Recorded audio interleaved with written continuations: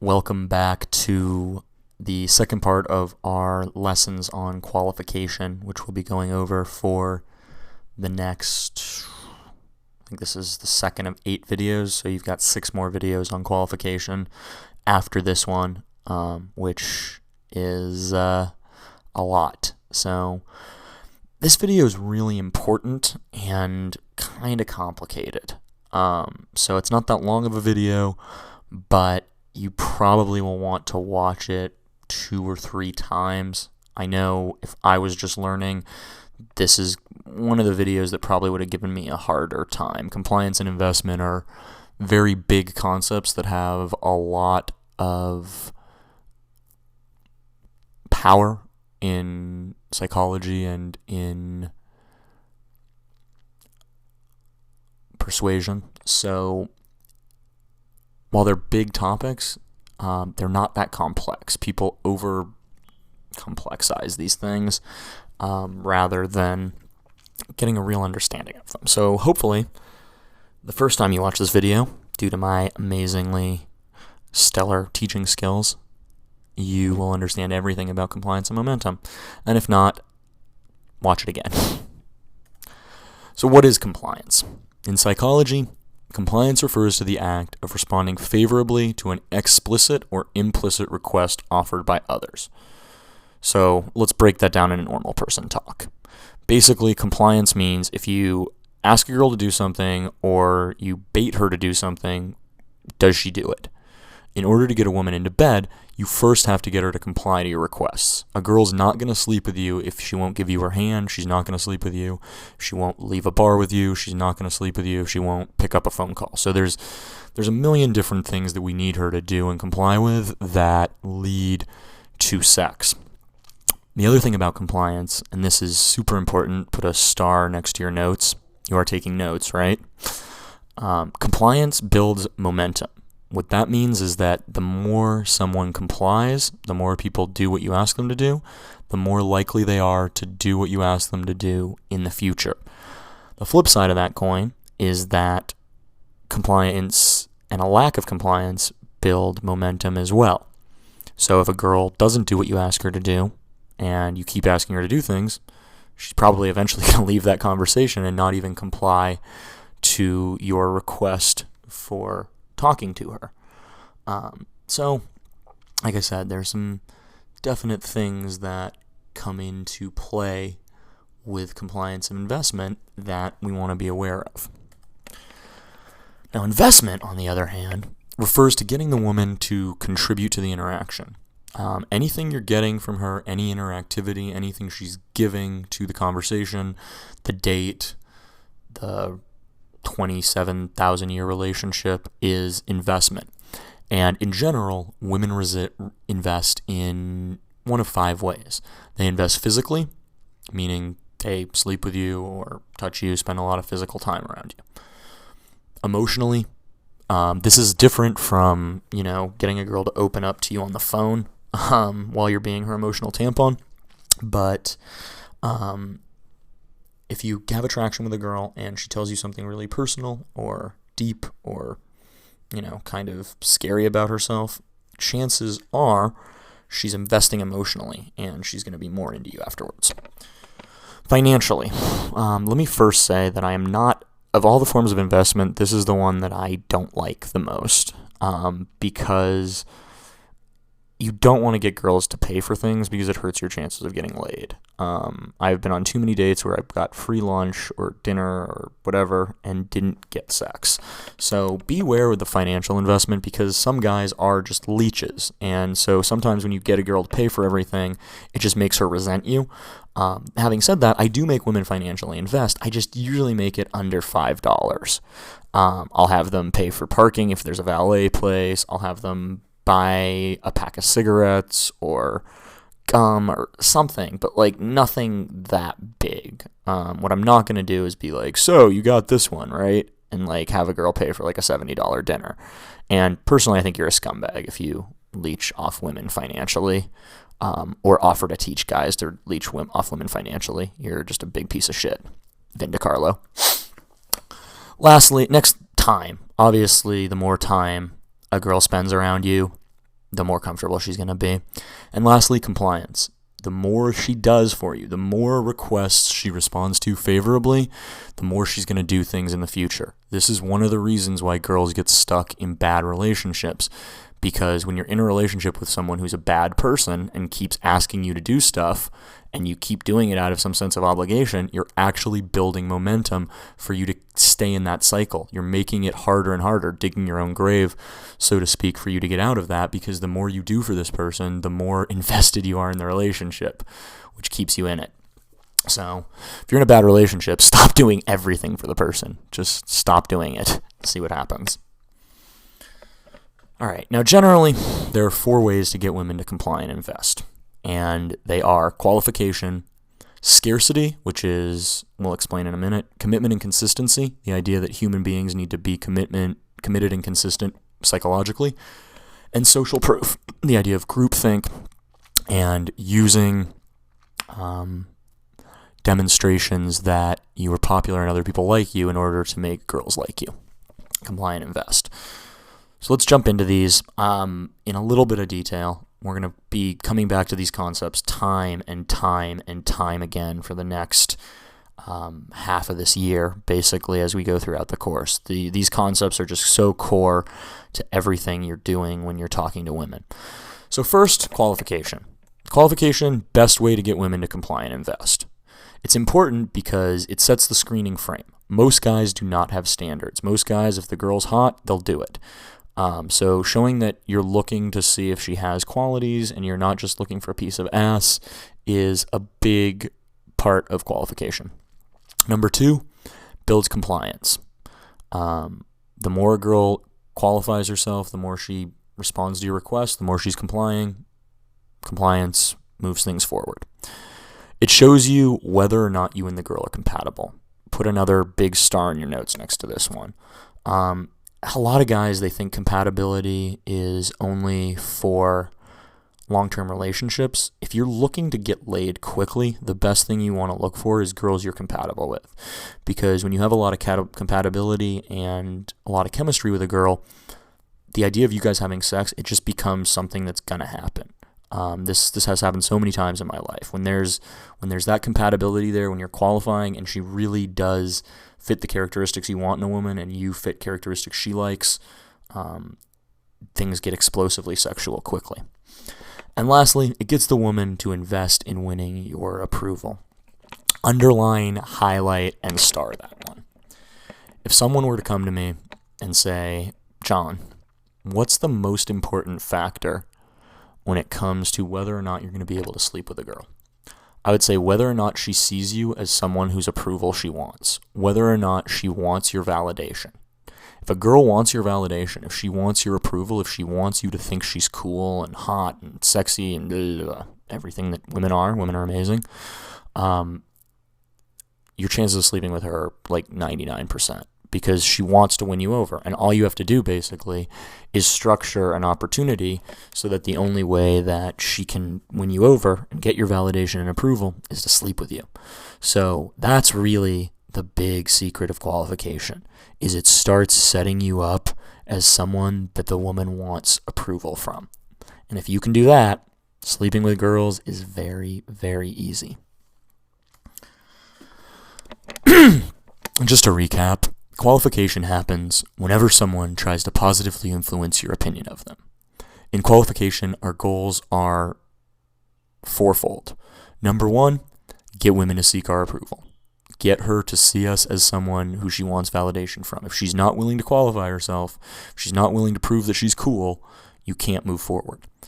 Number 2, give the girl non-physical reasons you like her. Sorry, I got a little Devin Banksy there. If anyone watches 30 Rock, got to give the girl reasons you like her. She's always wondering, like, does he like me? Am I just a piece of ass? Is he into me? Does he respect me? Etc. By really having qualifiers that you care about, you are showing the girl that you have non-physical reasons that you like her. Number 3, make her work. Make her feel like she had to work to win you over. The more a girl feels like she worked, the more she's going to value you. I think Thomas Edison said, what we achieve too lightly, we esteem too lightly or something like that. Might not have been Edison, it might have been Benjamin Franklin. Who knows? One of those guys said it. It's a good quote. And lastly, builds compliance. Gotta be building compliance. Sex is just a compliance act. If a girl will have sex with you, she's complying. That's all it is.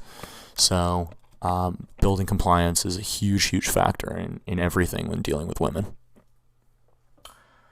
So that was qualification. Now we're going to move on to scarcity. Scarcity is a fundamental persuasion tactic. According to the principle of scarcity, people assign more value to opportunities when they are less available, when they are rare. Diamonds are more expensive than rocks for a very good reason, and that's because there's less of them. So the more you can make your time around her scarce, and make yourself a scarce commodity through social proof, etc., the better you're going to do. And some scarcity tactics, which we'll be using much more down the line, are takeaways. Quick note is takeaways happen on high notes, not when you run out of things to say. Sometimes students lie to me and tell me they're doing a takeaway when really they just ran out of things to say. Back turns, anytime you remove attention. The whole thing with scarcity is it's about the removal of attention. When she doesn't have that many opportunities to win you over, she pays more attention to them. Power plays, that's like high-level persuasion stuff. I don't even know why I put that on there, just because it's an example of scarcity. You can do things like make her have to work really hard to hang out with you and, make it so that you're always busy and you don't have time for her, all that kind of crap. But we don't need to worry about it now. Next, commitment and consistency. The principle of commitment and consistency, also from the book Influence, which is where scarcity came from, is the following. People have a desire to look consistent through their words, actions, beliefs, attitudes, etc. So the more someone says they're one way, the more likely they're going to be to stay that way in the future. Commitment tactics that we'll kind of gloss over here. Yes ladders. If I'm talking to a girl and I tell her I'm hitting on her and she giggles, she doesn't say no. And then I tell her I'm, trying to get in her pants and she giggles, she's passively giving me acceptance. That's passive frame control. Yes ladders, passive frame control. These are just the passive ways that we remind girls that they need to be consistent and committed to what they're saying. The other technique is actually kind of an asshole move, and that's callback. And callback is not something you want to do in your regular social life. This is specifically a social skill for trying to pick up girls. Because when you do this to other people, it just makes you a petty fucking asshole. And basically what you do is you remind them that they need to be consistent. So if I'm talking to a girl and she's telling me how independent she is and how she doesn't get cock-blocked, and I try to get her to leave the bar with me and her friends, and she goes, "Oh, I can't leave my friends," I now am going to go, "But you told me that you were like really adventurous and that you don't get cock-blocked, so did you lie to me?" And now I'm going to put an intense amount of social pressure on her to either admit that she lied, create an excuse on the fly, or to do what I want her to do. So again, not the coolest thing in the world, but a tactic that works with girls. Lastly, social proof. People look to others when making decisions. The thinking is if other girls are interested in you, you must be interesting. This is the whole concept of groupthink, lemmings jumping off the bridge, psychological studies at UCLA where they turn a face on a page they have a girl facing the guy, there's the stuffed grouses, there's a million gajillion examples of how social proof works. Social proof is a law of psychology rather than a tactic. Social proof works. The social proof tactic's pretty easy. They're usually going to be done in bars and clubs when there are other girls around. Jealousy plot lines, obviously the most famous, where you talk to one girl and at a high point, again, not at a low point where she blew you off and then you're like, "I'll show her." That doesn't work. But at a high point, you go and talk to another girl in front of her so that she sees that other girls are attracted. You'll know that this worked when you come back and she's like, "How is that?"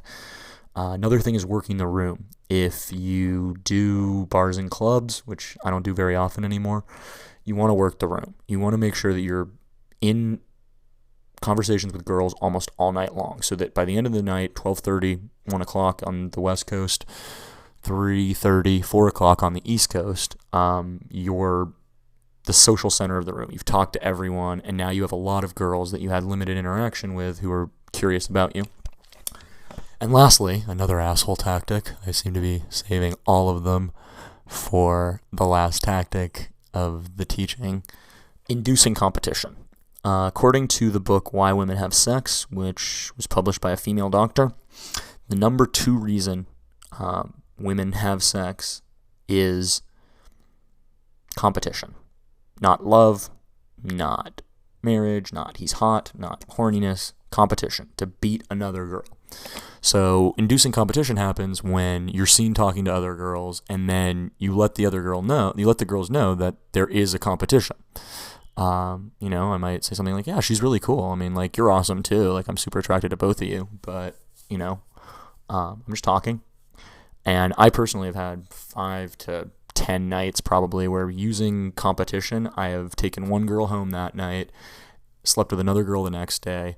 One time I was followed out to the car with another girl begging me to take her home when I went home with a different one. And slept with a third girl later that week, all because they all saw girls fighting over me. They all saw the opportunity to best another girl, to win the competition, by sleeping with me. And that's the whole point of social proof, is we want to use social proof to get girls to compete, to show her that she needs to pull the trigger here and bang in order to keep you around. Okay, let's recap. Big, heavy video, like I talked about. We talked about why compliance and investment are important. They are the most important parts of qualification. Qualification is the most important part of pickup. So, super, super important. Got to get girls to comply, got to get them to invest. We went through the 4 ways you can get women to comply and invest. Qualification, still going to be covering that for the next 6 weeks. Social proof, commitment and consistency, scarcity. Those are the things that up or down compliance and investment. If you have bad social proof, you lose compliance. She sees that other girls don't think you're cool. She sees you getting blown off. You lose value. Commitment and consistency. If the girl's committed and consistent to not sleeping with you or to not being interested, same thing. Qualification, scarcity, these all work either for you to build more compliance and investment, or against you to keep you from building compliance and investment. All right, exercise. I want you to watch this video multiple times. So I want you to go through the video again. It's only about 15-20 minutes long. Make a list of various ways you can use the following tactics: qualification, scarcity, commitment and consistency, and social proof. The second part of this exercise is I now want to have you start thinking. Usually I tell you to think less and make more moves, take action. But now I want you to start thinking, when you approach a woman, whether or not you have a compliance with her, and how much compliance. If I tried to take her hand, would she go with it? If I tried to kiss her, would she be into it? If I asked for her phone number, would she give it to me? Will she pick up if I call her? Will she get on her knees and give me head? Will she have a threesome with me? Wherever you're at, you want to be thinking about what level of compliance is where you're at. Same thing with investment. How is she investing? Is she investing? Is she giving you one-word answers because she doesn't want to invest? All these things factor into compliance and investment, qualification, and pickup in general. So, like I said, really, really important topics. Hopefully I haven't overhyped this too much, because it's pretty important stuff. Next week, we're going to be zooming in on the specific qualification tactic of complimenting girls, giving girls specific reasons you like them that have nothing to do with their looks or sexuality. And remember, as always, Chris Rock said it. I will continue to reiterate it probably every video during qualification. Women need air, water, and compliments. So important. You guys would be astounded at how much I flatter women to get them into bed. So be here next week, and we will move on to complimenting. See you then.